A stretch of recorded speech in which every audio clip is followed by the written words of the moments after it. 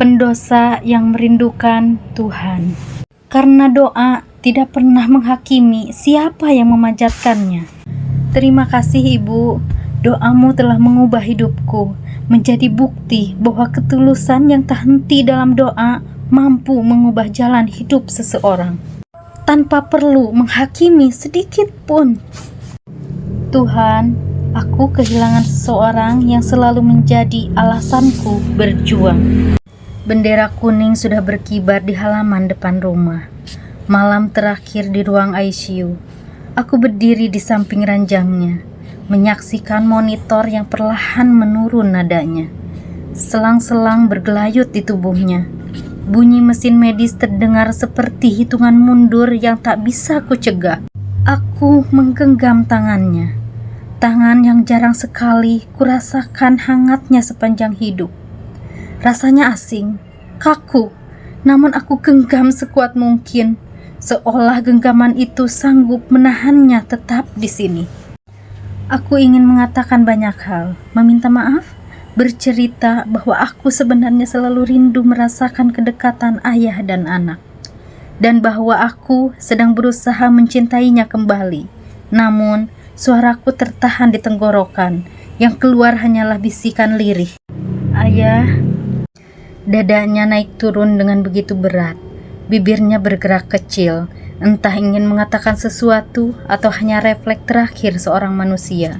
Mataku basah, dan untuk pertama kalinya aku berdoa dengan sangat egois. Tuhan, jangan sekarang. Tolong beri aku sedikit waktu lagi. Aku masih ingin mencoba. Namun, detik itu juga monitor berhenti berdetak. Tubuhnya melemah. Dokter dengan wajah serius mulai melepas satu persatu selang dari raganya. Lututku lunglai, hampir tak sanggup menahan tubuhku sendiri. Aku tahu, tidak ada lagi waktu. Pertanyaan, apakah aku sedang sedih kehilangan ayah yang tidak pernah dekat denganku? Akhirnya terjawab. Hari itu aku menangis sejadi-jadinya, menyadari bahwa sekalipun hubungan kami penuh jarak, kehilangan tetaplah kehilangan. Aku sudah menanti bertahun-tahun untuk benar-benar mengenalnya. Kami tinggal di bawah atap yang sama. Namun, rasanya seperti dua dunia yang tak pernah bersinggungan. Ia selalu pulang dengan wajah penat, seolah seluruh tenaga habis untuk dunia di luar rumah. Tidak ada sisa untuk sekedar duduk mendengarkan anaknya bercerita. Nafkah yang katanya ia perjuangkan pun entah kemana. Karena ibu tak pernah benar-benar merasakannya. Aku menunggu di setiap kesempatan. Ulang tahunku, hari ketika aku membawa pulang piala lomba, hingga hari wisuda. Aku selalu berharap ada satu momen ketika ia menepuk bahuku, memelukku, atau sekedar berkata, "Selamat ya nak," tapi harapan itu selalu jatuh sia-sia. Meski begitu, aku tetap menyimpan keyakinan, sebuah keyakinan kecil, jika suatu hari akan ada ruang untuk kami saling mengenal. Dan ketika ruang itu akhirnya datang, ternyata hanya 6 bulan yang aku miliki. 6 bulan yang selalu singkat untuk mengganti tahun-tahun panjang penantian dan jarak yang tak pernah terjembatani. 19 tahun aku hidup bersama sosok yang terasa asing. Tidak ada obrolan panjang di ruang tamu, tidak ada pelukan hangat sepulang sekolah, tidak ada momen foto keluarga, bahkan sekedar menanyakan kabar pun jarang. Kehadirannya lebih sering seperti bayangan, ada tapi jauh. Kata-kata kasarnya lebih sering kudengar dibandingkan pujian. Ia menuntutku masuk ke dunia olahraga, sepak bola, tinju, seolah hanya itu cara menjadi laki-laki sejati.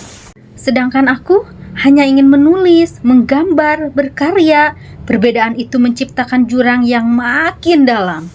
Aku pernah melihatnya tersenyum, tapi bukan padaku. Ia tersenyum pada televisi yang menayangkan berita, atau pada gelas kopi di tangannya.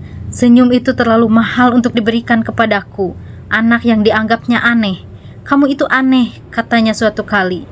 Kalimat yang melekat di kepalaku seperti stempel, membenarkan setiap ejekan teman-temanku di sekolah. Aku tumbuh dengan menyaksikan rumah tangga tanpa kelembutan. Ayah memiliki kamarnya sendiri, ibu lebih sering tertidur di depan televisi yang mati otomatis tengah malam. Dan aku belajar untuk diam. Keharmonisan hanya kutemukan di buku atau cerita orang lain. Kata-katanya sering lebih keras daripada kelembutannya. Amarahnya lebih cepat datang daripada ketenangannya.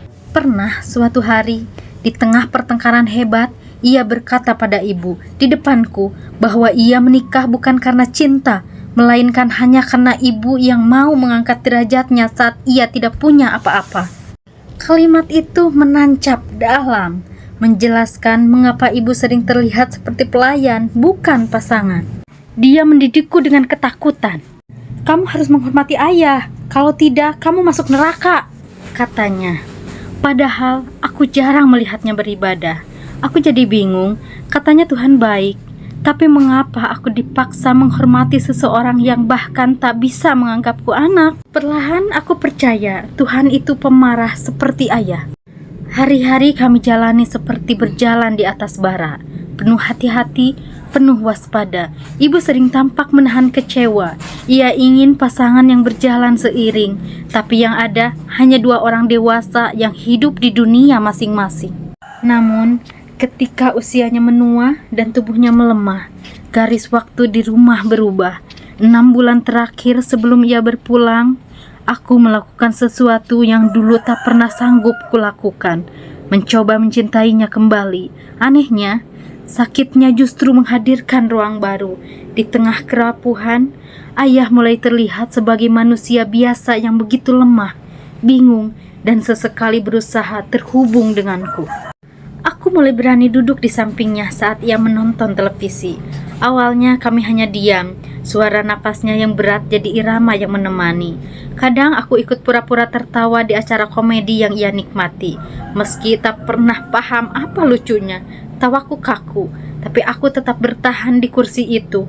Lebih baik ikut bersama daripada asing sendirian. Aku sengaja menyiapkan secangkir kopi hitam untuknya, meletakkannya di meja kecil dekat kursinya.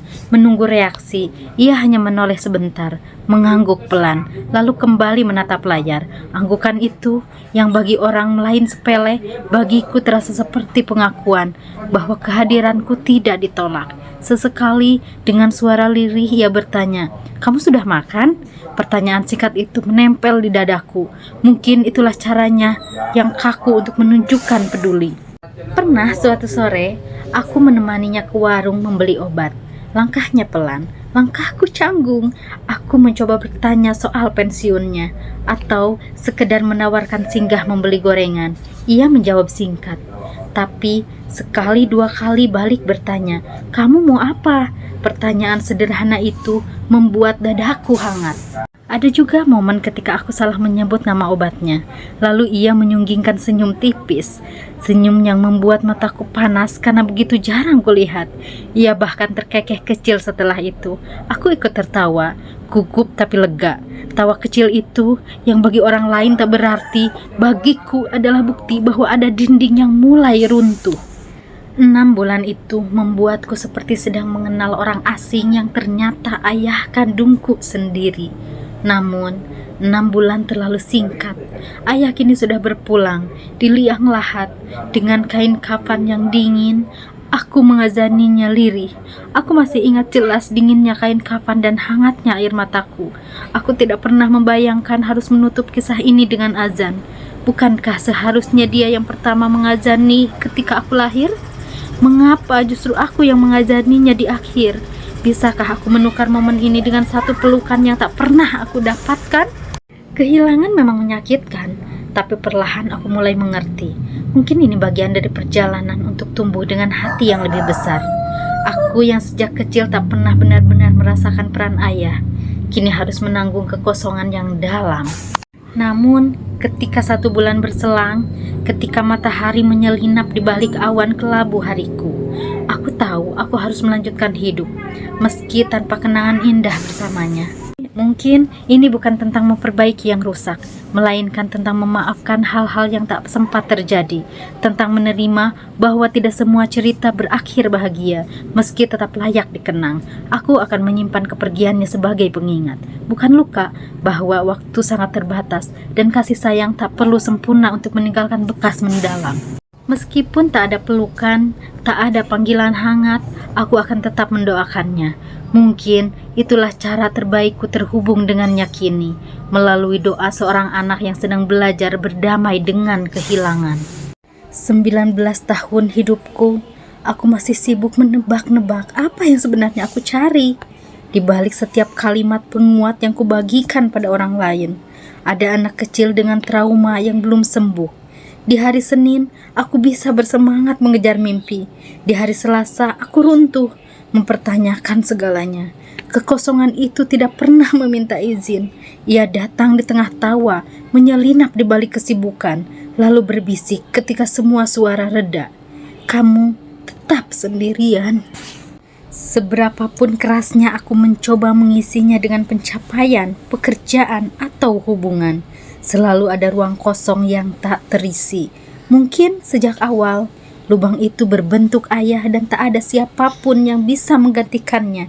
Kini aku sadar, kehilangan peran seorang ayah bukan sekedar kehilangan sosok, melainkan kehilangan arah. Kekosongan yang mengikutinya bukan sesuatu yang bisa sembuh oleh prestasi atau tawa. Ia akan selalu ada, kadang tenang, kadang gaduh, mengingatkanku bahwa ada bagian hidup yang tak akan pernah kembali utuh. Mungkin itu memang bukan untuk dihapus, melainkan untuk diterima, sebagian bagian dari siapa aku sekarang. Mungkin memang begitu cara Tuhan menegur, dengan mengambil seseorang yang dulu jarang kita hargai, agar kita belajar mencintai selagi masih diberi waktu. Tidak semua orang kehilangan orang yang mereka cintai. Beberapa dari kita justru kehilangan seseorang yang belum sempat kita cintai sepenuhnya. Akan tiba hari di mana kita tak lagi bisa bertemu orang yang kita sayang, selain lewat doa-doa yang kita panjatkan diam-diam untuk mengenangnya. Tuhan tidak pernah salah menulis takdir. Kitalah yang sering memaksakan alur cerita karena takut menerima bahwa beberapa hal memang ditakdirkan tak selesai. Aku tidak lagi mencari alasan atas setiap kehilangan, karena mungkin memang begitu cara Tuhan menjagaku, dengan mengambil hal-hal yang bisa menjauhkan aku darinya. Tuhan, jika suatu hari aku merasakan kehilangan arah, ingatkan aku bahwa aku pernah berhasil melewati yang lebih sulit, bahwa aku tidak pernah benar-benar sendiri, karena Kau selalu menuntunku bahkan saat aku tidak sedang mencarimu. Aku tidak ingin hidup tanpa cobaan, aku hanya ingin hati yang cukup tenang untuk menerimanya.